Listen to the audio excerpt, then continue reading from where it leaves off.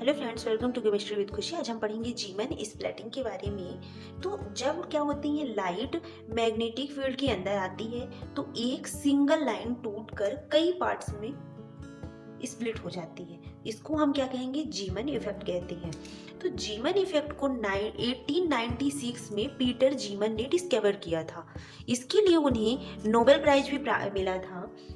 जब क्या होता है, इसका रीजन क्या होता है, जब स्टैटिक मैग्नेटिक फील्ड की प्रेजेंस में स्पेक्ट्रल लाइंस टूटकर कई पार्ट्स में स्प्लिट हो जाती हैं। तो उसी प्रोसेस को हम जीवन स्प्लिटिंग कहते हैं। रीजन क्या होता है कि ये स्प्लिटिंग होती है क्योंकि इलेक्ट्रॉन का angular magnetic moment magnetic field के साथ इंटरेक्ट करता है। जैसे यहाँ पे आप डायग्राम में देख रहे हैं कि जब क्या होता है, मैग्नेटिक फील्ड नहीं होती है तो B इक्वल टू 0 होता है। मतलब क्या हुआ कि एक सिंगल स्पेक्ट्रल लाइन होती है, लेकिन जब मैग्नेटिक फील्ड अप्लाई करते हैं इसमें तो B नॉट इक्वल टू 0 होता है और लाइन एक से कई तीन या कई लाइंस में स्प्लिट हो जाती है, जैसे इस डायग्राम में आप देख रहे हैं। यहाँ पे टाइप्स ऑफ जीवन इफेक्ट को हम देखते हैं। ये 2 टाइप्स की होती है। कौन कौन सी? नॉर्मल जीवन इफेक्ट होता है और एनोमलस जीवन इफेक्ट होता है, या असामान्य जीवन इफेक्ट भी कह सकते हैं। नॉर्मल जीवन इफेक्ट क्या होता है, जिसमें सिंगल लाइन होती है वो 3 लाइंस में स्प्लिट हो जाती हैं। और जो एनोमलस जीवन इफेक्ट होता है वो स्प्लिटिंग 3 लाइंस से कई ज्यादा हो जाती है। अब इनकी टाइप्स को एक एक करके समझेंगे। पहला है नॉर्मल जीवन इफेक्ट। जो नॉर्मल जीवन इफेक्ट तब होता है जब मैग्नेटिक फील्ड सिर्फ ऑर्बिटल एंगुलर मोमेंटम यानी L से इंटरेक्ट करती है, इसमें स्पिन शामिल नहीं होता है, इसलिए क्या होती है, स्प्लिटिंग सिंपल होती है। अब यहाँ पे डायग्राम के थ्रू समझते हैं कि पहले क्या होती है, सिंगल लाइंस दिखाई देती है, यानी मैग्नेटिक फील्ड लगाने पर क्या हो जाता है, B नॉट इक्वल टू 0, यानी यह 3 लाइंस में स्प्लिट हो जाती है। एक सेंटर लाइन हो जाती है और 2 साइड लाइन हो जा रही है। सेकंड होता है एनोमलस जीवन इफेक्ट में जब magnetic filled orbital angular momentum के साथ साथ क्या करती है, स्पिन एंगुलर मोमेंटम से भी इंटरेक्ट करती है, तो वहां पे क्या होता है, एनोमलस जीवन इफेक्ट होता है। इसे एनोमलस जीवन effect is absorbed bye abnormal position splitting. यानी एबनॉर्मल का मतलब क्या हो रहा है यहाँ पे कि स्प्लिटिंग सिंपल 3 लाइंस की जगह कई लाइंस में स्प्लिट हो जाती है। यानी ये लाइंस का पैटर्न क्या होता है, इरेगुलर होता है। यहाँ आप देख सकते हैं कि बिना मैग्नेटिक फील्ड यानी B इक्वल टू 0 तो क्या है, एक सिंगल लाइन है ये। और जब जैसे ही इसमें मैग्नेटिक फील्ड लगाया जाता है तो ये क्या होती है, एक से ज्यादा कई लाइंस में स्प्लिट हो जाती हैं। लेकिन मैग्नेटिक फील्ड ऑन करने पर ये कई लाइंस में स्प्लिट हो जा रही है। तो जो ये ऊपर नीचे लाइन होती है, इन दोनों में इनको क्या कह सकते हैं, शिफ्टेड लाइन होती है। अब जो नॉर्मल जीवन इफेक्ट होता है और एनोमलस जीवन इफेक्ट होता है, इन दोनों में डिफरेंट क्या होता है कि जो ये नॉर्मल जीवन इफेक्ट होता है इनमें स्पिन का कोई रोल नहीं होता है, जबकि जो एनोमलस जीवन इफेक्ट होता है इसमें स्पिन प्लस ऑर्बिटल दोनों इंटरेक्ट करती हैं। इसमें नॉर्मल जीवन इफेक्ट में होता है स्प्लिटिंग 3 लाइंस में यानी ट्रिपलेट में डिवाइड हो रही है, स्प्लिटिंग होती है। और जो एनोमलस जीवन इफेक्ट होता है इसमें क्या होती है, स्प्लिटिंग मल्टीपल लाइंस होती हैं, इरेगुलर हो जाती हैं। और नॉर्मल जीवन इफेक्ट में सिंपल पैटर्न होते हैं और इसमें क्या होते हैं, कॉम्प्लेक्स पैटर्न हो जाते हैं। जीवन स्पेक्ट्रल स्प्लिटिंग क्या होती है कि जब किसी एटम पर क्या मैग्नेटिक फील्ड लगाई जाती है तो उसकी एक स्पेक्ट्रल लाइन कई छोटी छोटी लाइंस में टूट जाती हैं। इसी लाइन ब्रेकिंग को क्या कहती हैं, जीवन स्पेक्ट्रल स्प्लिटिंग कहते हैं।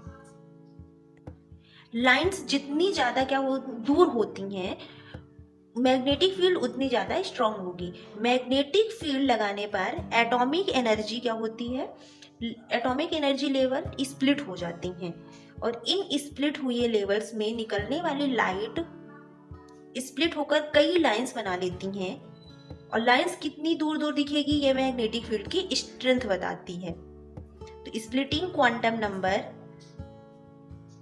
ml पर डिपेंड करती है। तो मैग्नेटिक फील्ड ऑफ होगा, जब मैग्नेटिक फील्ड क्या होगा, मैग्नेटिक फील्ड ऑफ होगा तो क्या होगा, वन लाइन बनेगी। यदि मैग्नेटिक फील्ड ऑन है तो वही लाइन कितने में, वन लाइन ही कितने में हो जाएगी, 3 पार्ट में से स्प्लिट हो जाती है।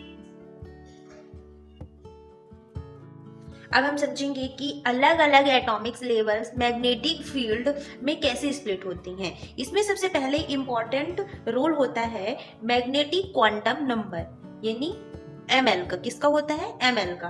तो ml इक्वल टू कितना होगा, 1 होगा, -1 टू +1 होता है।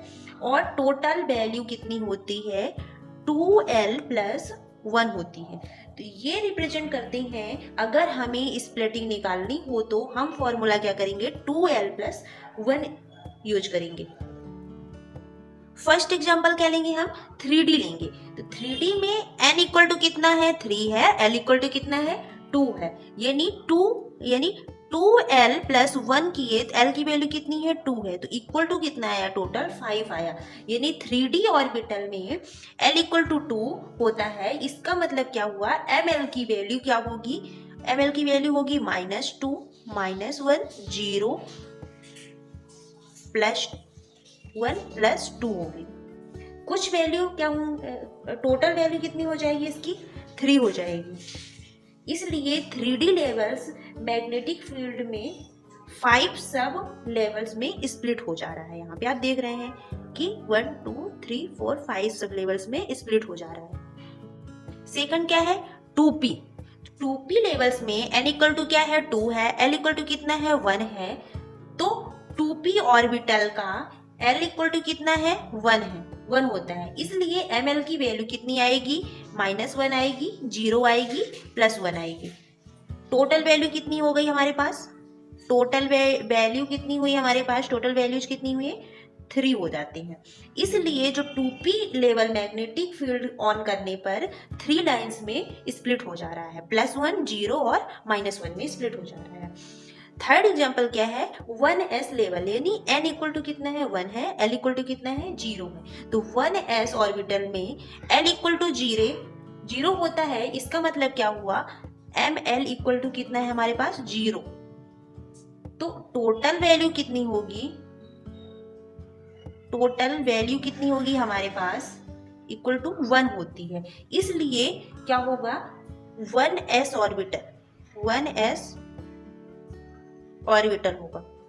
में ऑर्बिटल में मैग्नेटिक फील्ड लगने पर स्प्लिटिंग नहीं होती है, क्योंकि इसका सिर्फ एक ही ml वैल्यू होता है। तो b इक्वल टू कितना है, 0, मतलब क्या हुआ, एक सिंगल लाइन है। और b नॉट इक्वल टू 0 मतलब क्या हुआ, नो स्प्लिटिंग। क्या होगा, नो स्प्लिटिंग होगी इसमें।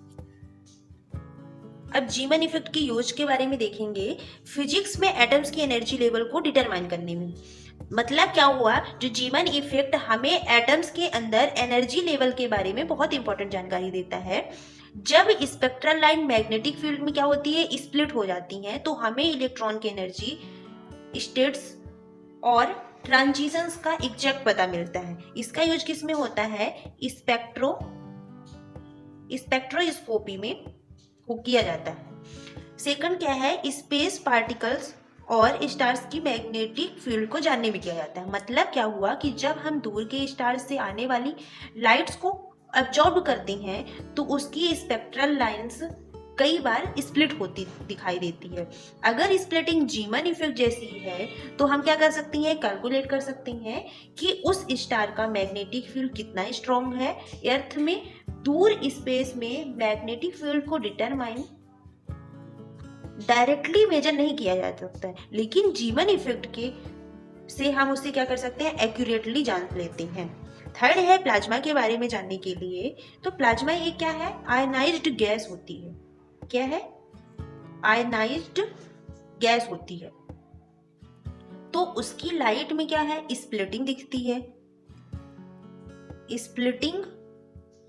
स्प्लिटिंग दिखती है। तो इस स्प्लिटिंग को देखकर हम